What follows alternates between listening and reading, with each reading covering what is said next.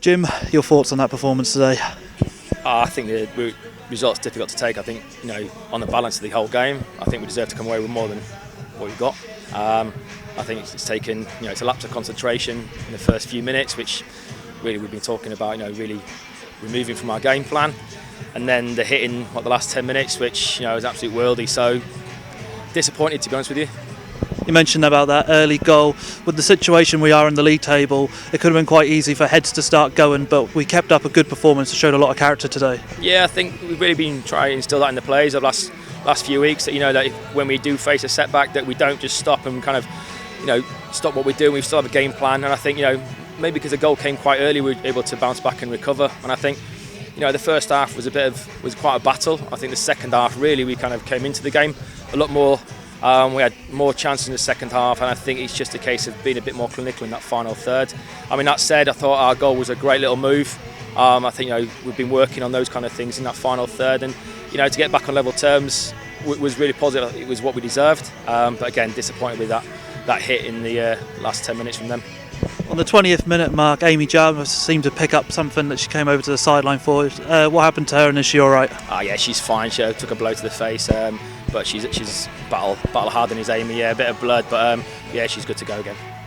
And like you just mentioned, there was a great goal and went into the break at level. What was the message to the players at half time? I think just be a bit more positive going forward.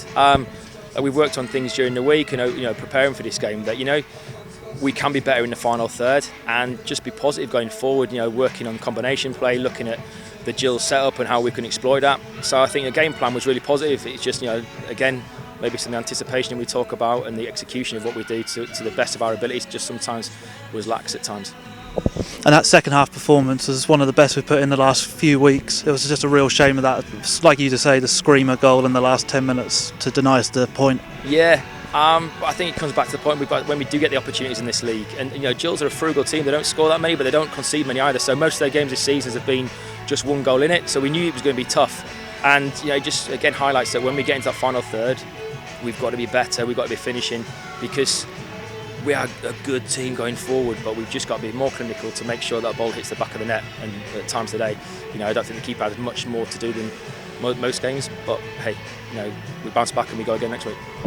And next week we've got Watford. They just beaten Bridgewater 5-1 this afternoon. How's the next week going to look like for the girls?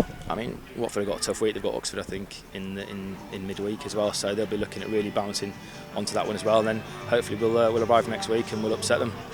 But I mean, for us, getting points out of this game was really something we aimed for.